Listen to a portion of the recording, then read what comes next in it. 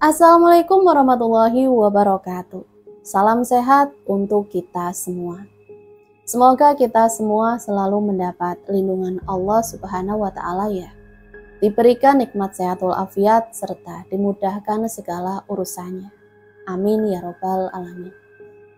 Nah, kesempatan kali ini Mimin akan membagikan satu cerita misteri. Nah, seperti apa ceritanya? Mari kita mulai.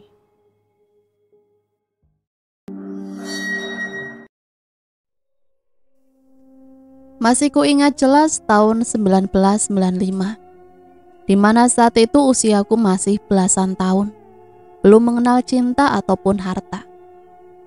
Santet itu memporak-porandakan kebahagiaan sederhana keluargaku, hingga Pak D harus meninggal, sedang Bude harus berjuang lebih keras melawan santet itu.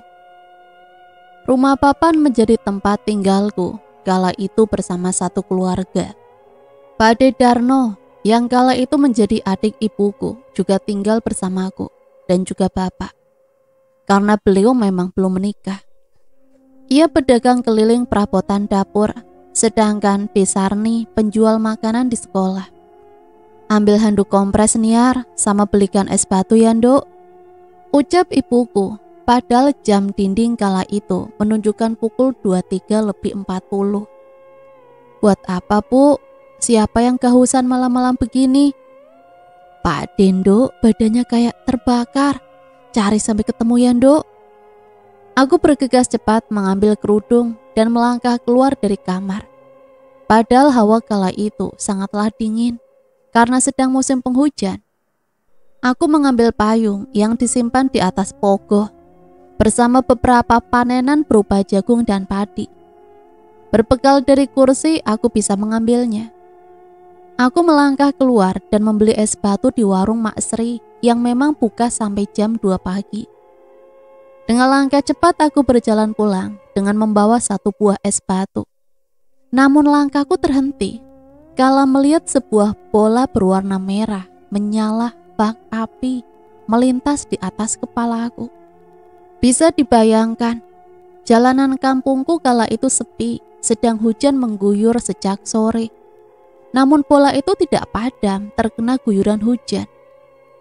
Aku berlari mengikuti bola setan itu, hingga kakiku terpaku di jalan depan rumahku. Teriakan keras dari dalam rumahku membuyarkan lamunanku. Terdengar suara Pak D Darno memekik. Aku berlari ke dalam rumah menuju dapur, mencari baskom untuk tempat wadah es batu dan juga handuk. Kudekati pintu kamar Pak D Darno. Terdengar suara lirih tangisan dari dalam. Kubuka pintu kamar usang itu. Pak D Darno tengah memuntahkan isi perutnya berupa darah hitam bercampur darah merah. Ada gumpalan seperti daging yang begitu kecil mengikuti. Kalimat istighfar tak lupa kuucapkan dalam hati. Ibu dengan sabar merangkul tubuh ringkih D Darno yang kala itu memuntahkan isi perutnya ke dalam tempat cat bekas yang diberi kresek hitam. Ibu mengelap mulut D Darno yang belepotan dengan muntahan darahnya dan menidurkannya kembali ke tempat tidur. Bapak, Mbah Kakung dan Mbah Putri memijit kaki D Darno dengan linangan air mata. Tanganku mengulurkan es batu dan juga handuk kepada ibu. Mana yang panas, Le? Tanya ibu. Ini yuk, dadaku yang atas seperti ditusuk jarum yuk. Panas sekali dan sakit yuk. Ujar D Darno yang suaranya begitu lemah. Ibu sedikit membuka kancing kemeja bagian atas yang Pak D Darno pakai. Alangkah terkejutnya kami melihat dada Pak D Darno kala itu. Karena sebelumnya tidak ada pada tubuhnya seperti itu. Aku terduduk terkejut menyaksikan pemandangan di luar nalar. Namun ibu dengan telaten membersihkannya dan mengompresnya dengan es batu dan handuk. Tiba-tiba kulit dada Lek Darno seperti terluka dan bernanah. Jika dibersihkan ibu mengeluarkan bau busuk karena terdapat belatung. Kuasa Allah, Tadi pagi ketika aku hendak pergi ke sekolah dan membantu ibu menyekat tubuh Lek Darno, luka itu tidak ada. Bahkan tidak ada luka dalam tubuh Lek Darno. Hanya saja dulu badannya yang begitu segar dan sehat, ini hanya meninggalkan tulang belulang. Untuk sekedar duduk sendiri pun beliau tidak mampu. Ibu mengompres tubuh Lek Darno dengan air es batu. Sejak tadi Lek Darno terus meracau. Katanya suhu badannya begitu panas. Aku mengambil Al-Quran dan duduk di atas tikar di bawah tempat tidur Lek Darno. Ibu menyuruhku menjaga Lek Darno, sementara mbahku, Mbah Putri dan bapak sedang berembuk musyawarah di balik ruang tamu. Terdengar ketukan di pintu ruang tamu. Terdengar suara Bude Sarni ikut berembuk. Aku masih membaca ayat per ayat surat Al-Quran. Namun mataku sekelebat menangkap cahaya kecil merah yang hendak memasuki tubuh Lek Darno. Cahaya kecil merah itu berasal dari genteng yang turun menuju tubuh Lek Darno yang terbaring di tempat tidur. Aku berdiri dan duduk di sebelah Lek Darno dan membaca ayat kursi dengan suara yang sedikit kukeraskan. Ku genggam tangan kurus itu dengan keras agar Lek Darno membuka matanya. Sedikit gelagapan Lek Darno karena beliau mungkin baru tertidur, namun sudah kukagetkan dengan memegang tangan kurus itu dengan keras. Cahaya merah itu menghilang entah kemana kala mata Lek Darno terbuka. Syukur alhamdulillah, ucapku dalam hati. Ada apa, Nduk? Ucap Lek Darno lemah. Jangan tidur dulu, Lek. Sekarang Kamis, malam Jumat Kliwon. Nunggu di atas jam 12 malam yo, Lek. Ayo dengarkan aku ngaji dulu. Tinggal bentar lagi, Lek, jam 12 malamnya. Ujarku mengingatkan Lek Darno. Aku ngantuk, Nduk. Entahlah, biasanya gak pernah bisa tidur. Sekarang ngantuk banget. Rasanya mataku mau tidur sekarang. Istighfar, Lek. Nyebut Gusti Allah terus. Baca Al-Fatihah, Lek. Usahakan jangan merem. Aku ngaji yang keras. Bentar lagi masuk jam 12 malam kok, Lek. Semoga tidak terjadi apa-apa. Ibu, Bapak, kesini dulu. Iya, Nduk. Aku mengaji dengan keras dengan Bapak dan Ibu. Sedangkan Lek bersama Bude, Mbah Kung dan Mbah Putri memijit tubuh Lek Darno agar mata yang ingin terpejam itu tidak jadi tertidur.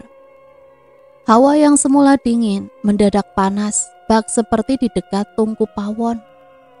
Kilat saling menyambar dan hujan semakin deras. Pepohonan bambu yang di belakang rumah terdengar sedikit banyak yang tumbang. Benda yang berada di dapur terdengar berjatuhan. Ulu kuduku meremang, namun ayat suci Al-Quran tetap menggema memenuhi rumah papan ini. Lek Darno terlihat kelabakan, merasakan panas pada tubuhnya. Dengan sigap Bude Sarni mengkompres tubuh Lek Darno dengan air es. Rumah yang sebelumnya dibiarkan menyala terang benderang, kini tiba-tiba mati dengan sendirinya. Mbak Putri dengan sigap menyalakan damar sumbu agar ruangan tidak gelap. Pintu ruang tamu terdengar ada yang mengetuk. Pertama terdengar pelan, namun lama-lama seperti digedor-gedor. Bapak menahan lenganku untuk membukanya. Aku kembali duduk dan melanjutkan mengaji. Lolongan anjing membuat suasana begitu mencekam. Terdengar gerbang pintu menuju pemakaman terbuka dan tertutup dengan sendirinya. Besi yang sudah lamutan dan berkarat itu tidak bisa dibuka jika tidak ada yang meninggal ataupun di malam-malam tertentu. Seperti seorang dukun menumbalkan orang di desaku hingga ia meninggal, atau juru kunci pemakaman yang membuka. Pemakaman di desaku terkenal angker dan juga menyimpan berjuta teka-teki yang selama ini tak seorang pun bisa memecahkannya. Jam menunjukkan pukul 12 lebih 15 menit. Namun semua tidak merubah keadaan. Keringat Lek Darno seperti butiran jagung. Tubuhnya mendadak begitu panas. Terdengar Bude Sarni kewalahan mengelap keringat Lek Darno. Di samping rumah, tepatnya di sekitar kamar Lek Darno, terdengar seseorang sedang berjalan dengan menyeret langkah kakinya. Namun tidak ada satupun dari kami yang beranjak meninggalkan Lik Darno. Jangan ditanya bagaimana risaunya hati dan juga gemetar tubuh ini melawan sesuatu yang tidak terlihat. Bapak berpesan agar apapun yang mengganggu kita tidak terkecoh untuk meninggalkan Lik Darno sendirian. Karena itu berbahaya untuk nyawa Lik Darno. Bapak dengan sigap mengangkat Lik Darno ke bawah untuk tidur di atas tikar. Kami mengelilingi Lik Darno dengan doa dan mengaji. Hingga pukul 1 dini hari, keadaan mulai kondusif. Kami mengakhiri mengaji kami dan saling menangis melihat kondisi Lik Darno. Alhamdulillah Allah masih melindungi keluarga kita, walaupun dibantu Kiai Abdul Qadir. Malam ini berat, tapi kata Kiai lebih berat malam yang akan datang. Orang itu mengincar nyawa Lik Darno. Bagaimanapun caranya, membunuh Lik Darno dengan cara tragis. Mata baru bisa terlelap kala semua kejadian magis berlalu. Sungguh berat, namun harus tetap kuat untuk Lik Darno. Azan subuh terdengar berkumandang. Mata masih saja mengantuk, namun ibu sudah membangunkanku. Bangun Dok, ibu mau belanja. Bapak lagi gali makam, Mbak Sarji orangnya meninggal. Kayu bakarnya ditunggu dijaga biar nggak mati. Mbah menjaga Lik Darno. Iya Bu. Aku berjalan menuju pawon untuk menjalankan tugas dari ibu. Jam dinding masih menunjukkan pukul 4:15. Itu tandanya tidak ada yang tidur setelah kejadian itu selain aku dan Lik Darno. Terdengar pintu kayu pawon diketuk. Hawa terasa begitu dingin hingga menusuk tulang-tulang persendian. Bapak pulang, mungkin, gumamku.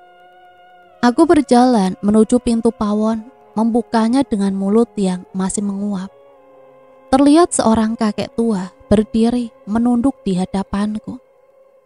Cari siapa ya Mbah? Bapak masih di pemakaman, lagi gali makamnya Mbak Sarji katanya ibu tadi. Tadi mampir dari rumahku Nduk, habis mengambil drum buat memandikan mayat. Aku tidak bisa melihat wajahnya dengan jelas karena belakang pawon, pekarangan kosong, tidak ada penerangan. Silakan masuk Mbah, saya buatkan kopi dulu, hawanya di luar dingin Mbah. Cuma satu pesanku Nduk, cari benda yang dibungkus kain putih. Cari di sekitar rumahmu. Biasanya orangnya mengubur 7 bungkusan, entah di dalam rumah ataupun di luar rumah. Jangan sampai seperti saya, karena keluargaku terlambat, nyawaku yang diambil paksa. Wajahnya dipenuhi dengan belatung dan juga darah bercampur nanah. Aku bisa melihat betul bahwa itu wajah Mbah Sardi, meskipun rusak. Aku mematung sesaat, mengingat ucapan Mbah Sardi. Semula tubuhku hampir beku, karena roh Mbah Sardi menemuiku. Namun ia tidak berniat jahat, hanya mau membantu keluargaku.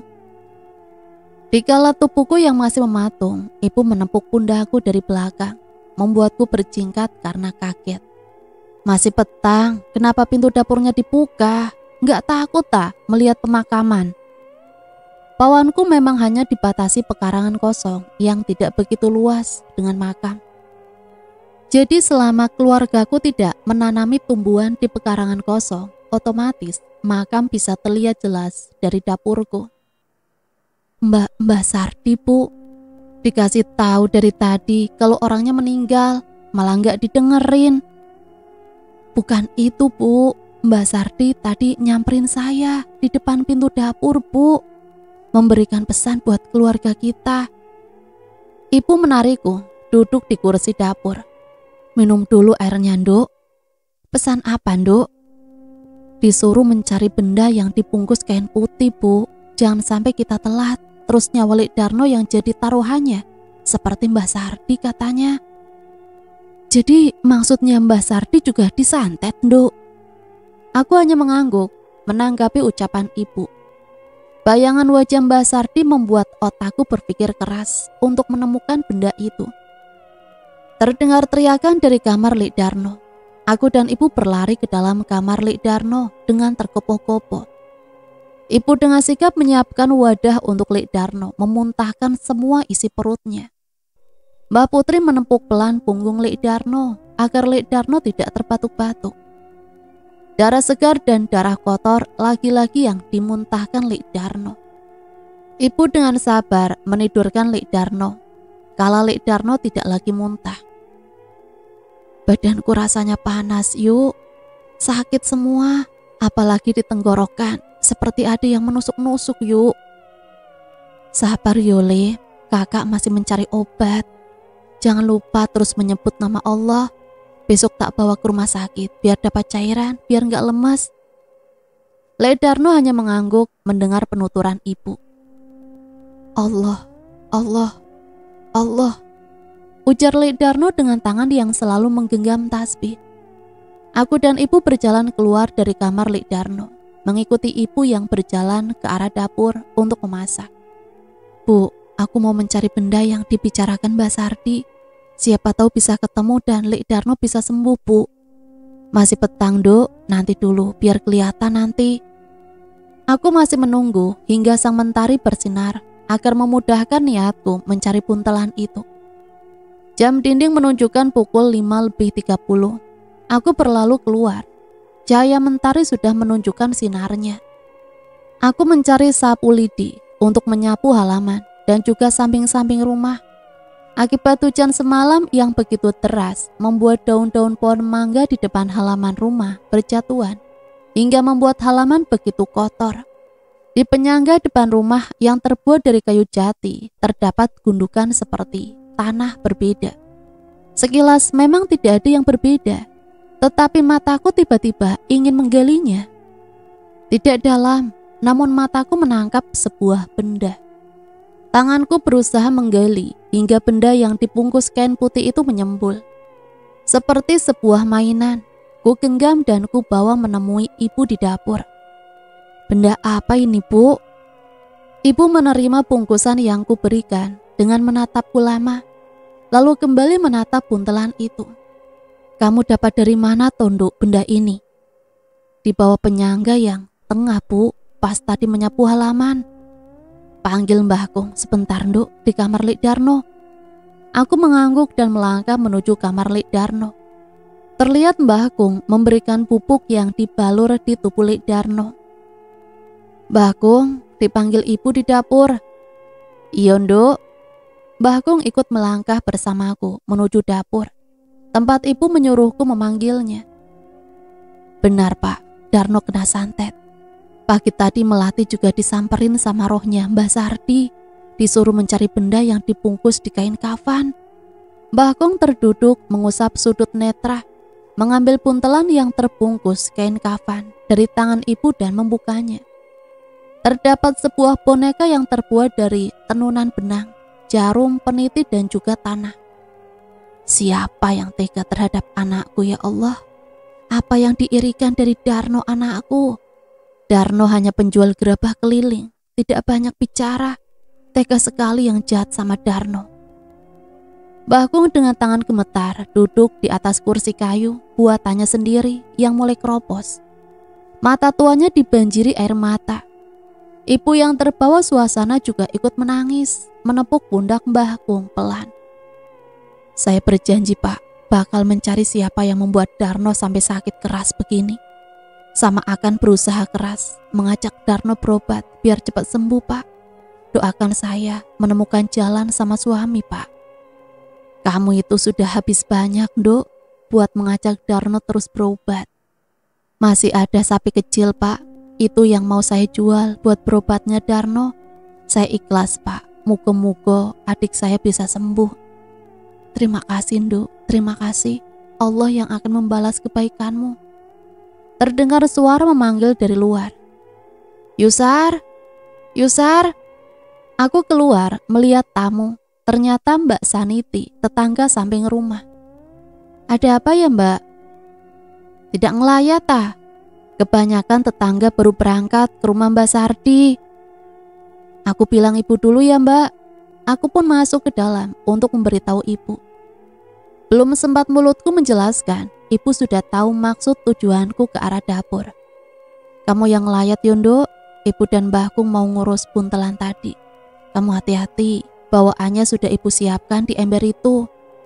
Ujar ibu sambil menyerahkan satu ember penuh yang berisi beras, mie, dan juga gula. Aku melangkah pergi bersama Mbak Saniti.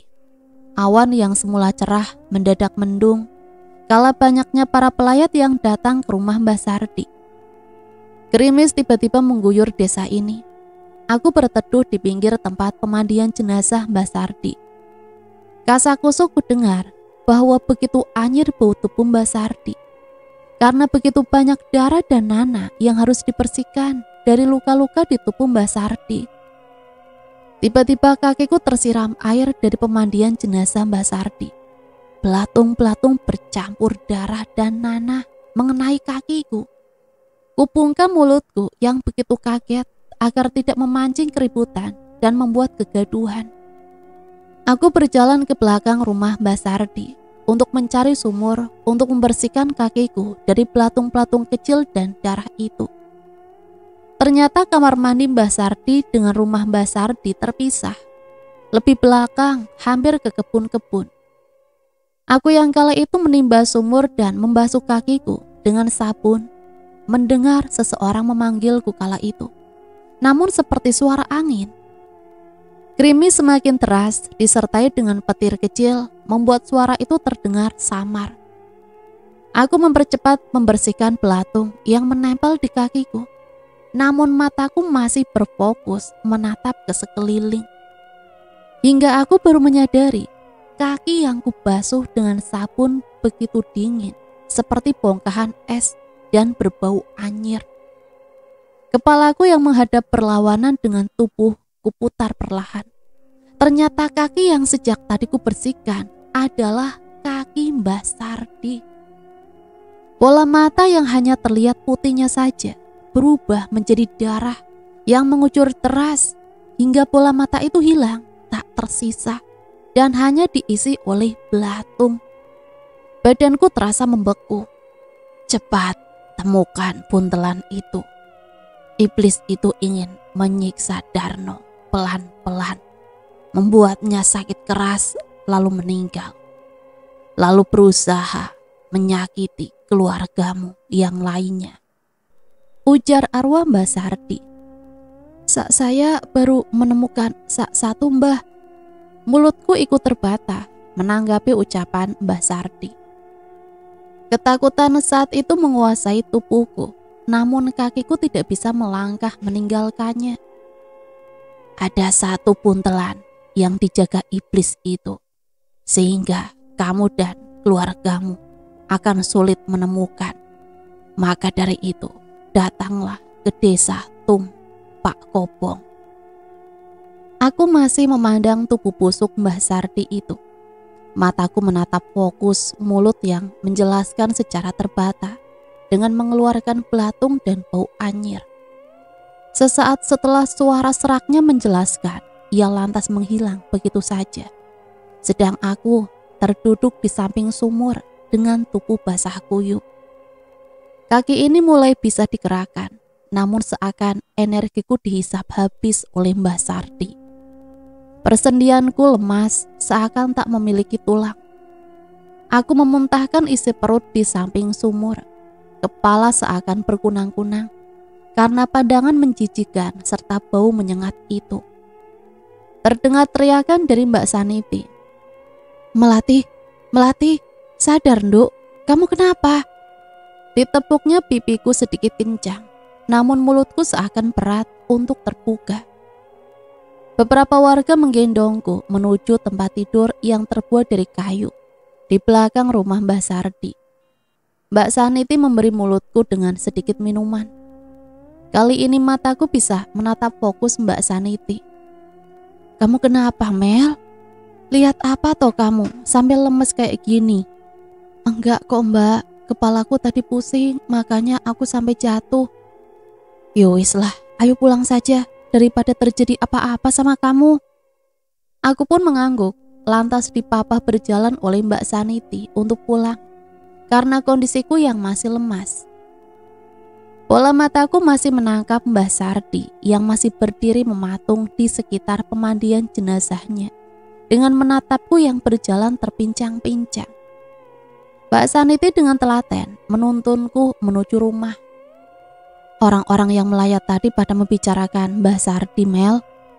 Memangnya kenapa, Mbak? Mbak Marni sebenarnya tahu siapa yang menyantet bapaknya. Cuma Mbak Marni nggak mau ngomong-ngomong, nanti jatuhnya fitnah. Tetapi tepat hari malam Jumat Kliwon kemarin, Pak Dekarto, Pak D-nya Mbak Marni, melihat Pak Dahlan membuang sesuatu di halaman rumahnya Mbak Sardi. Pak Dahlan saudaranya dari Mbah Kung yang jualan baju keliling itu. Iyo Mel, apa jangan-jangan takut kesaingan dagang yo? Kok bisa punya pemikiran seperti itu? Padahal sholatnya yo aktif, ngajinya yo rajin, tapi hatinya busuk. Apa benar? Apa jangan-jangan juga yang menyantet Pak Lik Darno adalah Buyut Dahlan, kakaknya Mbah Kung? Ngomongin siapa toh? Pagi-pagi kok sudah ngegibah. Aku dibuat terkejut oleh suara yang mirip sekali dengan Buyut Dahlan. Perasaan tadi kita ngibahnya pelan-pelan loh. Sudah diam Mbak, mulutmu bisa jadi masalah besar kalau orangnya dengar. Degup jantungku terasa semakin keras kala Buyut Dahlan semakin mendekat. Musim penghujan membuat suasana lebih dingin dari biasanya. Udara yang biasanya panas ini mendadak dingin. Bulu kuduk sedikit meremang karena aku sendirian di rumah kala ini.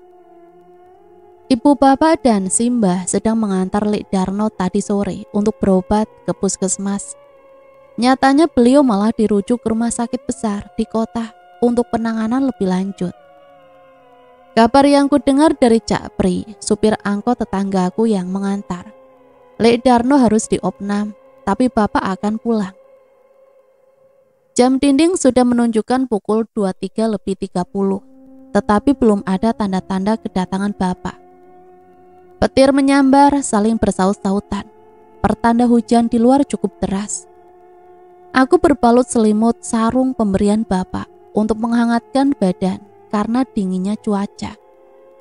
Di samping rumah, tepatnya di jendela kamarku, terdengar seperti orang tengah berjalan dan terdengar suara yang begitu pelan karena terhalau suara hujan dan petir. Jantungku kembali berpacu karena mendengar suara orang yang berkata, "Cepat bunuh sebelum ada yang melihat." Aku mengintip di celah jendela kamarku. Kusingkap korden kain buatan Mbak Putri dari kain batik. Terlihat dua orang berperawakan sedang yang wajahnya ditutup sarung, tengah menyembelih ayam di dekat kamar Lik Darno.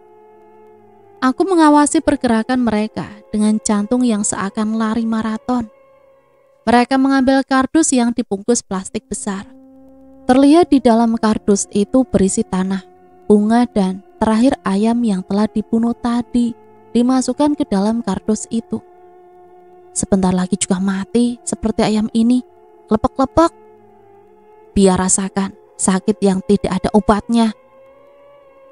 Aku membekap mulutku mendengar percakapan yang aku sendiri tidak mengenal orangnya karena wajahnya diberi penutup kain sarung. Tinggal saudara satunya, kalau yang satu ini mati, biar kita tidak ada saingan. Tawa cekikikan terdengar dari luar jendela, diiringi hujan deras dan juga petir. Beberapa detik kemudian suara itu menghilang. Aku kembali mengintip di celah jendela. Benar, dua orang tadi sudah menghilang. Ku dengar pintu ruang tamu diketuk. Aku turun dari ranjang untuk membuka pintu. Alhamdulillah bapak sudah pulang. Saat pintu terbuka, aku tidak melihat siapapun di luar. Hanya angin yang menerpa-nerpa hingga tercium bau anyir dan busuk. Tepat di sampingku berdiri Mbak Sardi dengan keadaan yang sama dengan tadi pagi yang kulihat. Bukan orang jauh yang membuat Darno seperti itu. Cepat temukan benda itu. Sedetik kemudian arwah Mbak Sardi menghilang. Aku kembali masuk dan menutup pintu dengan cepat. Aku menyalakan semua lampu yang hanya berdaya 5 watt. Ku telusuri setiap sudut rumah dengan membawa gagang sapu. Pintu dapur digedor-gedor dengan keras. Serta di samping-samping rumah, tepatnya di jendela, banyak suara yang merintih serta meminta tolong. Kala itu tidak hanya di pintu dapur, melainkan di pintu ruang tamu juga sama. Bahkan aku mendengar suara rintihan lebih banyak. Aku terus berusaha mencari buntelan itu dengan badan gemetar. Hawa yang semula dingin mendadak begitu panas. Biadab mereka dengan bengis menyiksa keluargaku dan bersekutu dengan jin begitu banyak. Kali ini terdengar seperti kuku yang mencakar-cakar dinding rumahku yang terbuat dari bambu. Tak kupedulikan suara-suara itu. Mulutku tiada henti membaca surat-surat Al-Quran. Kali ini aku menemukan buntelan di bawah meja ruang tamu. 2 buntelan sudah kutemukan. Aku masih berusaha untuk mencari. Kali ini aku masuk ke kamar Lek Darno. Tasbih tak lepas dari genggaman tanganku agar mereka tak bisa masuk ke dalam rumah dan menggangguku. Aku mengobrak-abrik kamar Lek Darno yang terbuat dari kayu jati hingga tanganku merasakan sesuatu. Iya, sebuah buntelan lagi. Aku cepat-cepat mengambilnya. Terdengar seseorang makan dengan lahap di sebelah kamar Lek Darno. Aku kembali mengintip aktivitas seseorang di luar. Siapa yang makan di samping kamar Lek Darno? Aku melihat begitu banyak dedemit berbagai bentuk dengan wajah menyeramkan, berjalan dari arah kuburan menuju kardus yang berisi ayam tepat di sebelah kamar Lek Darno. Ayam cemani, gumamku. Bodoh, kenapa mereka bisa sebodoh itu memotong ganjil 3 ayam cemani di desa ini? Beberapa dari mereka menyadari keberadaanku dan menggedor-gedor lebih kencang. Tawa mereka serta rintihan mereka tak bisa kubendung. Aku berlari ke dalam kamar untuk mereda ketakutan ini. Kulihat jam dinding menunjukkan pukul 12 malam. Terdengar mereka berusaha untuk masuk ke rumah ini. Dedemit itu berpikir aku yang mengundang mereka dan menaruh 3 ayam cemani dan juga sesajen lainnya di samping rumah. Aku masih menutup tubuhku dengan kain sarung dan terbaring di atas kasur. Hampir separuh dari mereka mungkin telah kembali ke asal mereka karena sudah tak terlalu mengganggu seperti jam 12 malam tadi. Sekarang jam dinding masih menunjukkan pukul 3 dini hari. Pertanda azan subuh akan segera berkumandang. Tetapi aku masih bisa mendengar aktivitas mereka di luar rumah. Kuberanikan diri untuk mengintip di balik jendela kamarku. Kebanyakan dari dedemit itu berjalan, mengesot dan terbang menuju pemakaman. Ada yang menjadikan kepala mereka sebagai tempat duduk dan menggelindingkannya. Hampir semalaman mereka tidak membiarkan mataku terpejam. Entah apa yang akan mereka lakukan jika bisa masuk ke dalam rumah ini. Terdengar azan subuh berkumandang. Aku berdiri menuju sumur untuk mengambil wudhu. Belum sempat kakiku melangkah keluar dari kamar, terdengar ketukan di pintu. Aku masih berdiri dan enggan untuk membuka. Hingga ketukan pada pintu ruang tamu kembali diketuk dan mengucapkan salam. Bapak, aku berlari untuk membuka pintu. Terlihat wajah bapak yang sedikit kusut, mungkin karena mengantuk. Katanya Cak Pri bapak pulang, tak tunggu kok, tidak datang-datang. Bapak duduk di kursi ruang tamu. Aku pun ikut duduk di samping bapak. Tadi malam bapak memang pulang, Duk. Sampai capek kaki bapak mengayuh sepeda, tetapi tidak sampai-sampai. Akhirnya bapak berhenti di sebuah masjid. Bapak ditolong orang yang ada di masjid. Katanya disesatkan hantu, Duk. Tiba-tiba bapak keluar dari desa Tumpak Kobong. Alhamdulillah masih ada orang baik, Pak. Bagaimana kondisi Lek Darno, Pak? Entahlah, Duk. Diperiksa dokter tidak ada penyakitnya. Sekarang lagi nunggu hasil lab darah yang belum keluar. Kuserahkan buntelan yang kutemukan tadi malam kepada bapak. Sedetik kemudian bapak menatapku. Ini santet, Nduk. Kamu dapat dari mana? Apa bapak bakal percaya sama aku? Bicaralah, Nduk. Apa yang kamu ketahui? Selagi ada buktinya kayak gini, Bapak percaya. Kita secepatnya harus menemukan benda seperti ini lagi, Pak. 7 buntelan, Pak. Kalau kita tidak bergerak cepat, bisa-bisa nyawa Lek Darno taruhannya. Iya, Nduk, sebelum terlambat. Kita sholat subuh berjamaah dulu, Pak. Bapak mengangguk dan aku mengekor Bapak dari belakang untuk mengambil air wudhu di belakang. Kami melaksanakan sholat subuh dengan penuh harap agar dimudahkan untuk mengungkapkan semua kejadian ini. Ayo, Nduk. Aku kembali ngacak-ngacak rumah bersama Bapak. Kurang 4 lagi buntelan yang belum ditemukan. Aku mencari di sekitar dapur, dibantu Bapak yang juga mencari di sekitar dapur. Hingga tanganku sekali lagi merasakan benda yang aneh di dalam kentong tempat penyimpanan beras. Aku mengambil benda itu dan mengangkatnya.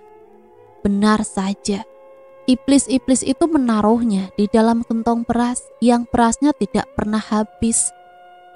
Konon katanya kalau dalam kentong beras tidak ada beras sama sekali, itu akan menjadi malapetaka untuk keluarga itu. Benar tidaknya ritual di desa ini masih begitu kental. Pak, Bapak mendekat dan melihat tanganku yang sekali lagi menemukan buntelan itu. Alhamdulillah, Nduk, masih diberi jalan sama Allah buat menyembuhkan Lek Darno. Kita cari di samping-samping rumah, Pak. Siapa tahu mereka juga menyembunyikannya di luar rumah. Ayo, Nduk. Keadaan yang masih gelap gulita tak menyurutkan langkahku dan Bapak untuk mencari buntelan di sekitar rumah. Keadaan yang becek akibat hujan semalam membuatku dan Bapak harus ekstra berhati-hati karena jalan yang licin. Bapak membawa senter sebagai penerangan kami untuk menemukan buntelan itu. Astagfirullahaladzim, siapa yang membuat masalah seperti ini? Aku berjalan mendekat ke arah Bapak. Nanti ku ceritakan semua, Pak. Sekarang fokus mencari buntelan dulu, terus kita kuburkan bangkai ini. Kamu tahu siapa pelakunya, Nduk? Aku mengangguk mendengar pertanyaan Bapak. Kami berfokus mencari buntelan itu di sekitar jendela kamar Lek Darno. Benar dugaanku, di setiap penyangga yang terhubung dengan kamarku dan dengan kamar ibu, iblis-iblis itu menanamnya di sana. Aku memberikan buntelan itu pada Bapak dan masih mencari lagi, tinggal 1 buntelan itu yang belum ditemukan. Kuitari setiap sudut-sudut rumah, namun aku dan Bapak tidak berhasil menemukan buntelan itu lagi. Cari apa? Pagi-pagi sudah menggali-gali tanah, ujar Buyut Dahlan. Buyut Dahlan mendekat ke arah kami dengan tergesa-gesa. Aku mengode Bapak agar tidak memberitahu kejadian sebenarnya kepada Buyut Dahlan. Mencari orang yang sudah berani melanggar adat istiadat kampung ini, Yot. Padahal nenek buyut sudah melarang menyembelih ayam cemani ganjil maupun 3. Malahan masih berani. Tidak takut kena musibah besar yang bakal menunggunya. Sama merugikan saya yang akan dikejar-kejar setan. Karena dipikir saya yang mengundang banyak lelembut, Yud. Terlihat mata Buyut Dahlan sedikit kaget dan tergagap, entah apa yang dia sembunyikan. Semoga bukan dia pelakunya. Bagaimana kondisi Darno sekarang? Tanya Buyut Dahlan mengalihkan pembicaraan. Kalau diperiksa tidak ada penyakitnya, Yud. Sekarang masih menunggu hasil lab keluar.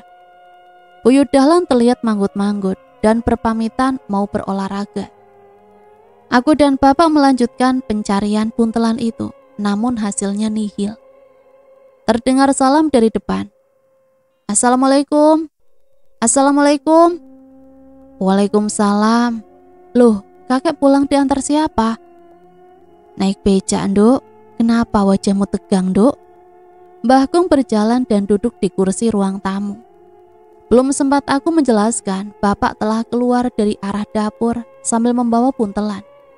Mbah Kung membuka satu persatu buntelan itu dengan tangan bergetar. Matanya berair menatap buntelan itu. Lagi-lagi di dalamnya terdapat boneka, jarum, bunga, dan tanah. Tetapi anehnya buntelan itu selalu dibentuk menyerupai pocong dan selalu memakai kain kafan. Tetapi di setiap buntelan jarum yang ditancapkan ke boneka selalu berbeda.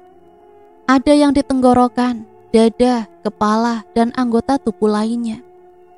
Ayo nak, ikut bapak ke belakang. Melati, tunggu di sini Yondo. Aku mengangguk dan tetap duduk di ruang tamu.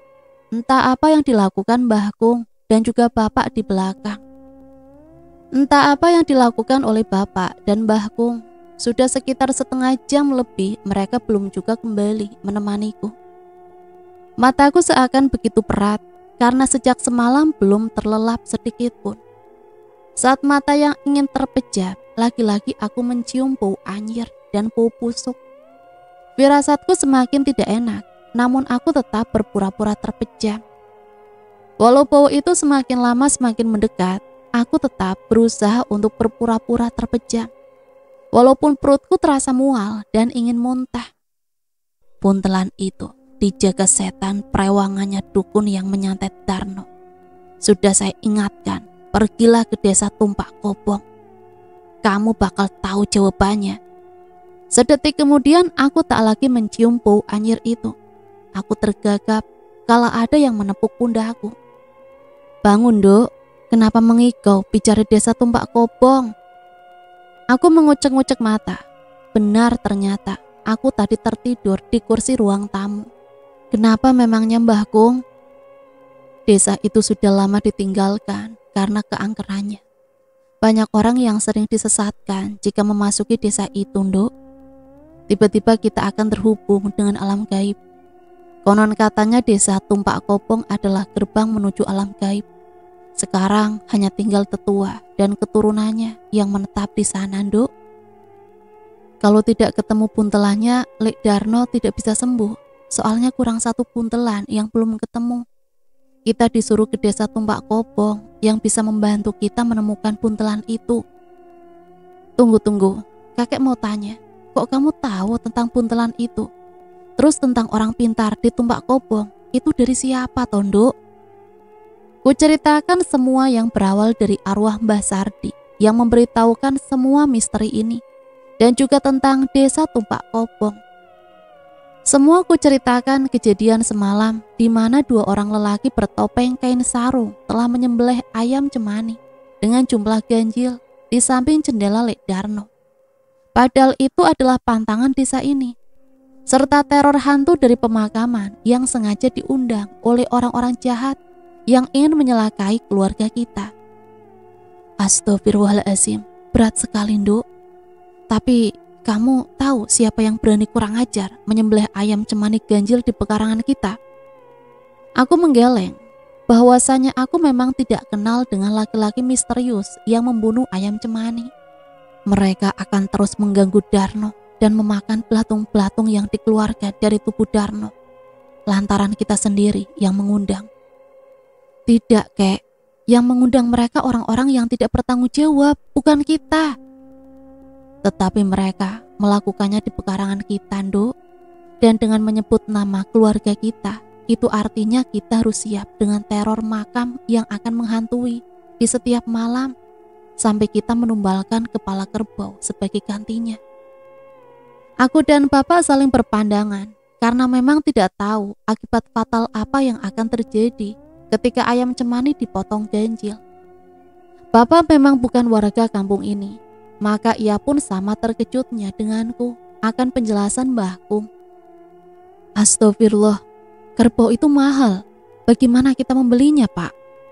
Mbah Kung hanya menggelengkan kepalanya.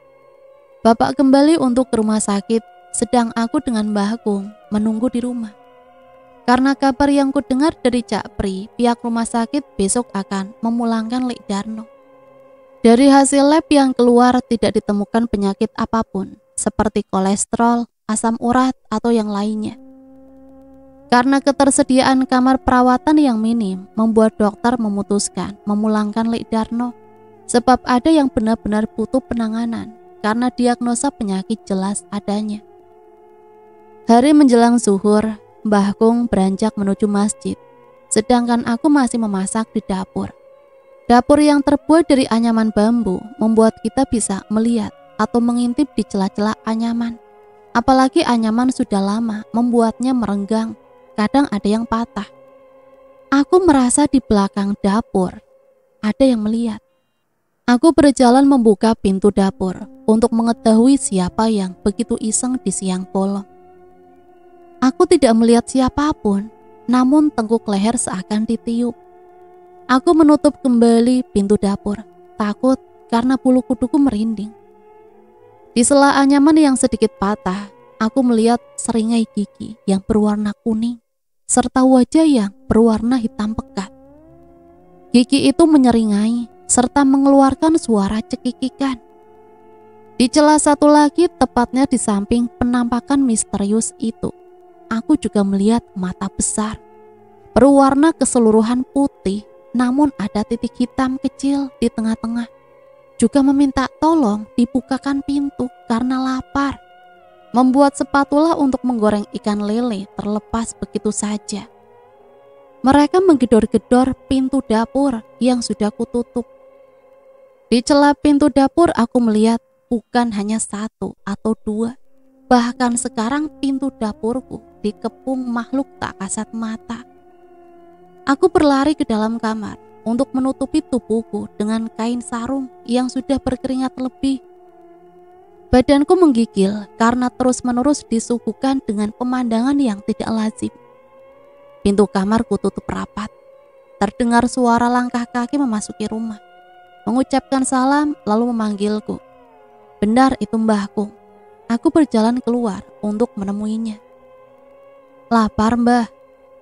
Mbahku mengangguk.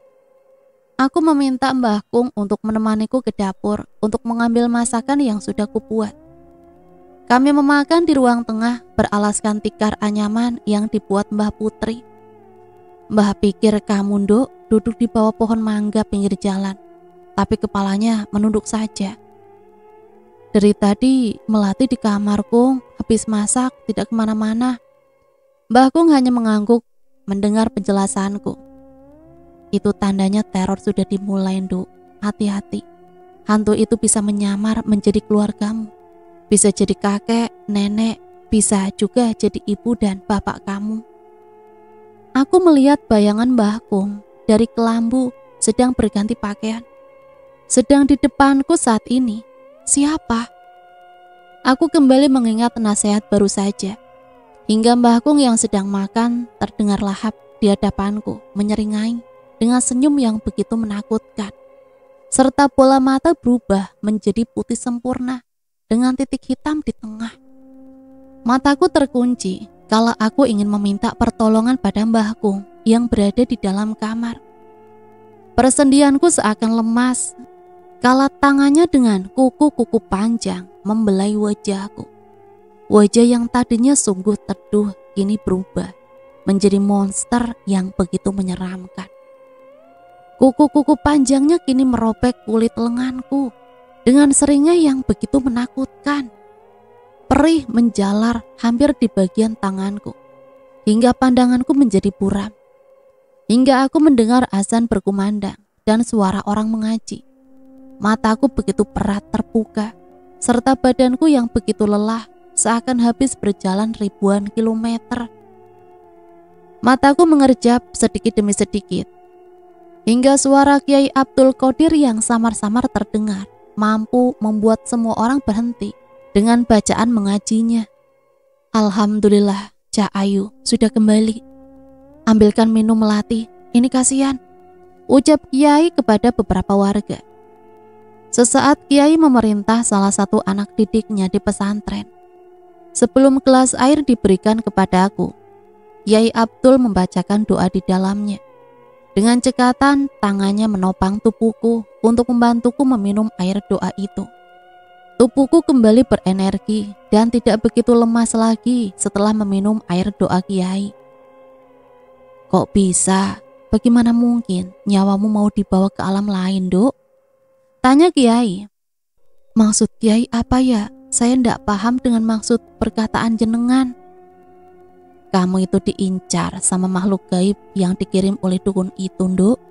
Karena kamu selalu berusaha menghalangi jalannya makhluk gaib itu yang ingin membunuh Darno dan yang ingin menghisap darah yang ada pada tubuh Darno. Makanya tubuhnya Darno tinggal tulang belulang. Terus saya harus bagaimana, Kiai? Saya tidak bisa menolong sampai jauh, Nduk. Dukun itu terlalu beresiko karena ilmunya begitu tinggi. Saya sudah berusaha menolong Darno dari jauh, tapi selalu kalah, Nduk. Aku diam, mencerna perkataan Kiai. Apakah aku harus mengikuti saran dari arwah Mbah Sardi? Desa Tumpak Kobong memang desa yang menakutkan selama ini karena mitos-mitos kental tentang desa itu yang begitu kuat. Desa itu memang benar desa yang menuju gerbang alam gaib. Tapi menurut saya, kamu perlu mencoba untuk datang ke sana. Insya Allah, kamu bakal berhasil menyelamatkan Lik Darno jika datang ke desa itu. Tapi kamu harus tahu resikonya besar. Harus selalu percaya akan kekuatan Allah agar kamu selalu dilindungi meskipun berada di alam lain. Dan supaya bisa pulang dengan membawa badan dan nyawa dengan selamat. Kiai menepuk-nepuk pundakku dengan pelan untuk mengikuti pesan dari Mbah Sardi. Suasana rumah kembali sepi kala Kiai dan para santri di pondok pesantrennya berpamitan pulang pada Mbah Agung. Mbah Agung berjalan menuju ke arah kamarku dan duduk di ranjang kamarku. Kamu sudah gak apa-apa, Nduk? Tersirat bagaimana mata tua itu begitu cemas mengetahui keadaanku yang masih lemas sekarang. Tidak apa-apa, Mbah. Jenengan tidak perlu bicara masalah ini sama ibu. Kasihan tambah kepikiran. Habis ini kalau sudah tidak lemas, saya mau pamit untuk pergi ke desa Tumpak Kobong, Mbah. Simbah jaga rumah sampai ibu pulang ya. Beberapa jam setelah itu, tubuhku kembali seperti semula. Tidak lemah sama sekali. Aku membawa tas ransel yang berisi Al-Quran, tasbih dan juga mukena serta roti. Aku berpamitan pada Mbah Agung untuk selalu mendoakanku. Mbah Agung menatap kepergianku dengan mata berkaca-kaca. Ku tahu hatinya tidak ikhlas melepaskanku pergi, namun hanya itu jalan satu-satunya. Ku kayu sepeda ontel tuaku menuju desa Tumpak Kobong dengan doa yang tiada henti terucap dari mulutku. Jika diprediksi sekitar 1 jam jika harus sampai di desa Tumpak Kobong dari rumahku dengan mengendarai sepeda ontel. Jika jalanan becek dan berlubang, bisa dipastikan prediksi waktu bisa menjadi 1 jam 30 menit. Jika tidak salah, aku akan sampai di desa Tumpak Kobong pukul 16:30. Aku mengayuh cepat sepedaku, memasuki hutan dan juga persawahan. Hingga aku menemukan sebuah papan nama, bertuliskan Desa Tumpak Kobong. Belum sempat sepedaku kukayuh memasuki desa itu, tercium bau anyir dan juga busuk. Sekilas di belakangku, tepatnya di boncengan sepeda, nampak Mbah Sardi. Jangan sekali-kali, kalau sudah masuk desa Tumpak Kobong, kamu menoleh ke belakang. Meskipun kamu merasa mengenal suara itu, jangan juga menjawab jika dipanggil orang 3 kali. Iya, Mbah, cari nama Ustadz Yusuf. Kamu bakal ditolong beliau. Jika kamu tidak tahu orangnya, ikuti terus jalan di depan hingga kamu menemukan padepokan. Hingga Mbah Sardi menghilang bersama bau yang ditimbulkannya. Kuucapkan bismillah kalau memasuki desa Tumpak Kobong. Aura mistis begitu kental dan terasa kala kakiku pertama kali memasuki desa ini. Banyak rumah-rumah yang dibiarkan terbengkalai, ada juga yang berpenghuni. Aku terus mengayuh sepeda ontelku dengan pelan sambil mencari ustadz yang dimaksud Mbah Sardi. Aktivitas mereka begitu ramai, banyak orang-orang berlalu lalang. Namun kala aku melintas, aktivitas itu berhenti dan terus memandangku dengan sorot tajam. Mereka yang berada di desa ini seakan benci melihat kehadiranku. Di ujung jalan aku melihat padepokan yang dimaksud Mbah Sardi. Kuletakkan sepeda ontelku di bawah pohon beringin tepat di padepokan rumah Ustadz Yusuf. Kulangkahkan kakiku memasuki padepokan. Kuucapkan salam kala tak melihat siapapun. Tepukan di pundak mengagetkanku. Berdiri di hadapanku, sosok berjubah putih dengan sorban melilit di kepalanya. Wajahnya begitu berseri, meskipun usianya sudah termakan usia. Assalamualaikum.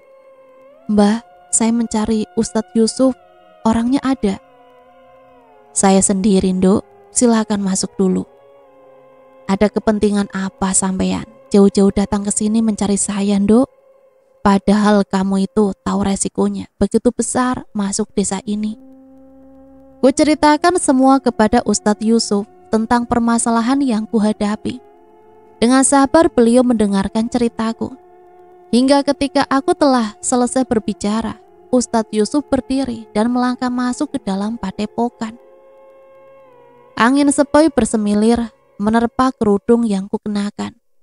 Kurasakan angin di sini seperti hidup dan bernyawa, membuatku merinding. Kala angin itu mampu berbicara lewat terpaannya dan menggema, "Mati, mati, mati. Pergi, pergi, pergi penghuni baru." Jangan didengarkan, Dok. Selagi kamu datang ke sini dengan tujuan baik, insya Allah kamu bakal bisa pulang dengan selamat. Di desa ini semua benda bisa berbicara. Jangankan angin, tikar yang sekarang kamu duduki pun bisa berbicara. Kutelan salivaku kuat-kuat. Sekarang aku paham bahwa kini aku telah memasuki dimensi lain. Kulihat Ustadz Yusuf menggambar dengan menggunakan selembar kertas dan juga pensil. Berdiri sebuah rumah-rumah papan yang mengapit sebuah kerajaan itu. Aku menatap silih berganti hasil gambaran dan juga wajah Ustadz Yusuf dengan perasaan bingung menunggu penjelasannya. Rumahmu pimpinan tertinggi yang dipilih langsung orang tua atau nenek moyang. Sedangkan seluruh bangunan rumah, tanahnya masih kepemilikan rumahmu. Karena tanah ini masih atas nama anak pertama, yaitu kamu. Lihat rumah kamu ini diapit rumah saudara kamu. Sisi kanan rumah ada 3 rumah yang mengapit rumah kamu, yang menempati pekarangan rumahmu. Sedangkan sisi kanan diapit 2 rumah. Belakang rumah juga diapit 2 rumah. Lek kamu, Darno, sama keluarga kamu menempati rumah kerajaan. Itu titik tengah. Dan sebelah kiri rumah kamu, ini yang membuat Lek Darno sakit. Bukan sembarangan dukun yang dipakai. Dukun ini berasal dari Lamongan dan juga Gresik yang benar-benar mematikan kalau menyantet. Jadi dia menyuruh 2 orang untuk memusnahkan Lek Darno. Sampai penjelasan itu telah selesai dijelaskan Ustadz, aku masih belum bisa mencerna kalimatnya. Aku duduk termenung di padepokan itu dengan perasaan campur aduk. Sampai sejauh ini aku mencari, namun aku tidak bisa mencerna perkataan Ustadz Yusuf.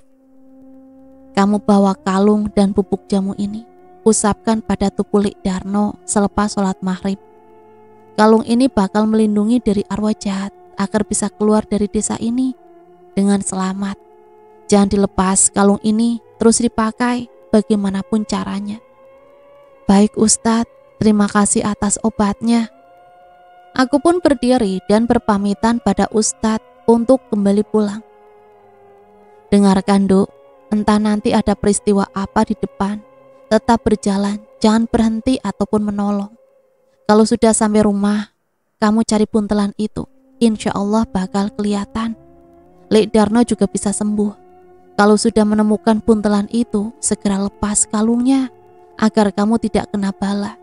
Simpan baik-baik kalungnya, siapa tahu kamu besok membutuhkan lagi. Aku mengangguk dan melangkah menuju pohon beringin untuk mengambil sepeda. Kukayu sepeda ontelku menuju awal masuk desa ini.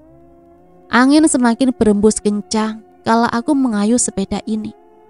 Tercium bau anyir, gosong dan juga busuk serta sepedaku yang begitu berat untuk kukayuh. Aku ikut. Ikut. Tidak hanya satu, begitu banyak suara menyeramkan berada di belakangku. Seperti meniup-niup tengkuk leherku. Melafalkan doa dalam hatiku untuk meredam ketakutan. Mereka saat ini mulai menunjukkan eksistensinya. Jika tadi awal berangkat aku berpapasan dengan manusia yang tatapan matanya begitu tajam dan dingin, kali ini semua berubah. bukan lagi manusia yang kujumpai di daerah Tumpak Obong ini, melainkan berbagai jenis makhluk gaib ada di sini. Aku terus mengayuh sepedaku dan semakin terasa berat. Keringat dingin membasahi tubuhku lebih banyak lagi karena begitu kelelahan mengayuh sepeda. Mampir nduk, minum darah. Mampir nduk, makan mie belatung. Tawar seorang ibu-ibu yang membuka usaha warung dengan menu-menu kesukaan para dedemi di sini. Kutelan salivaku dengan begitu sulit. Sungguh saat ini aku telah terjebak terlalu jauh. Ketakutan-ketakutan semakin menjadi kalau sepeda ontelku dihalangi oleh sesosok makhluk dengan tubuh yang mencair seperti es batu. Bau anyir semakin menyengat kala ia semakin mendekat pada tubuhku. Kulantunkan ayat kursi dengan suara yang sedikit kukencangkan. Namun makhluk-makhluk itu malah semakin tertawa terbahak-bahak. Tidak ada yang merasa kepanasan dengan lantunan doa-doa suci yang kulafalkan. Menetaplah di sini dan tinggal di sini bersama kami. Suaranya terdengar berat dan sangat menyeramkan, dan juga seluruh tubuhku terus mencair. Tidak, pergi kalian dari sini. Aku tidak akan tinggal di sini. Maka dari itu, lepaskan saya. Ujarku lantang. Bukan hanya satu, tapi seluruh desa menertawakanku, membuat tubuhku semakin ketakutan. Kutahan tangis yang ingin keluar dengan sendirinya. Aku harus kuat dan selamat, semua demi Lek Darno. Bismillah. Aku melepas sepedaku dan berlari meninggalkan makhluk-makhluk menyeramkan itu. Belum sempat langkahku begitu jauh meninggalkan mereka. Tubuhku seakan ikut melayang dan berputar pada angin yang tiba-tiba berhembus kencang. Tubuhku terombang-ambing di dalam pusaran angin beliung yang begitu besar, hingga aku terlempar pada sebuah pohon tua besar. Aku tetap berusaha bangun dengan sisa tenagaku. Walau badanku seakan begitu remuk, namun aku harus tetap kuat. Tubuhku kembali terangkat dan dibenturkan pada pohon tua besar yang terletak di belakangku. Aku terus merapalkan doa-doa yang kubisa dan memegang dadaku yang terasa sesak dan sakit akibat benturan keras pada seluruh tubuhku. Panas, jangan pegang kalung setanmu itu. Beberapa dari mereka yang membuatku terpelanting kini semua tertunduk di bawah kakiku karena kalung pemberian Ustadz Yusuf. Kugunakan kesempatan ini untuk berlari dengan tertatih-tatih.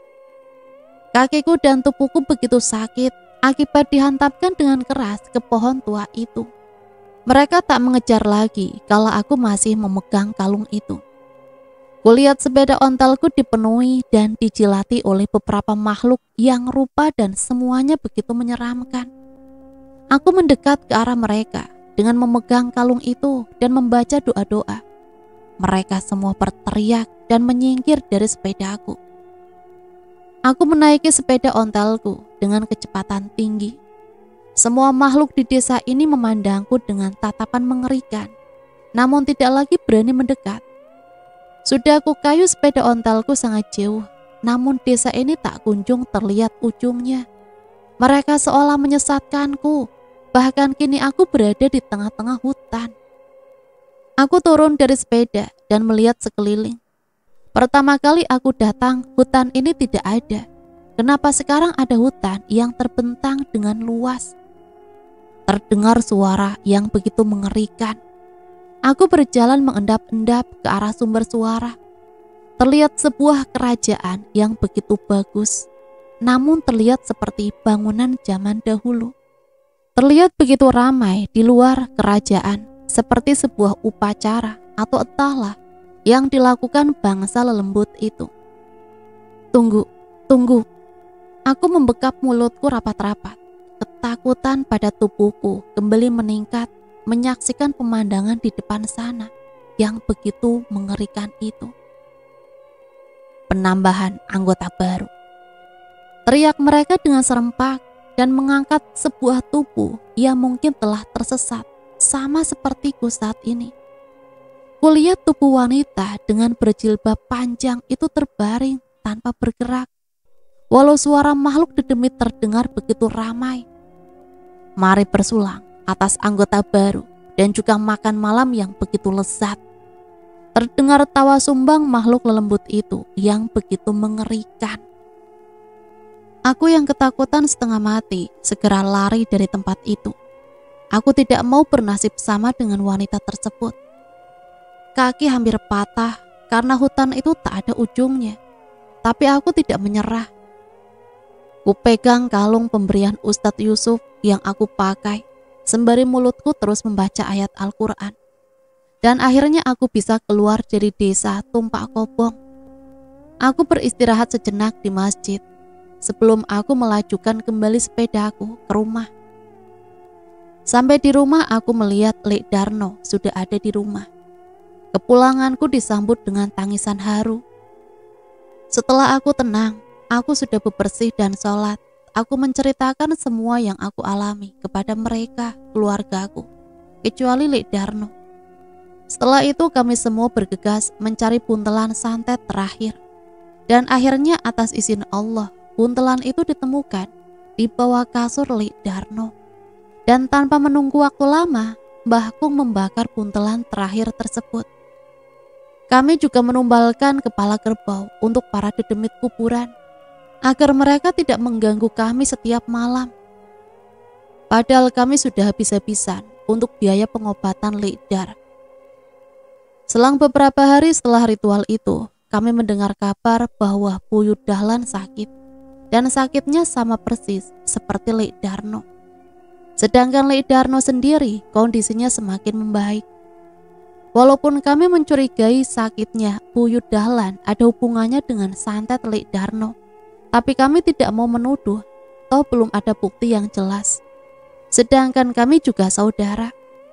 Keluarga kami sudah mengikhlaskan semuanya.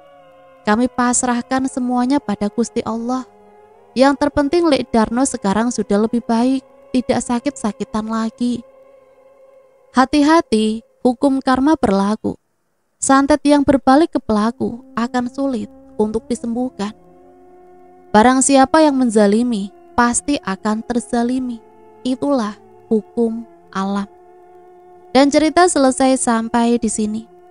Semoga cerita ini bisa menemani hari-hari teman-teman semua ya. Sampai di sini saya pamit undur diri, mohon maaf apabila banyak salah kata. Sampai berjumpa kembali di cerita-cerita misteri selanjutnya. Matur nuwun, wassalamualaikum warahmatullahi wabarakatuh.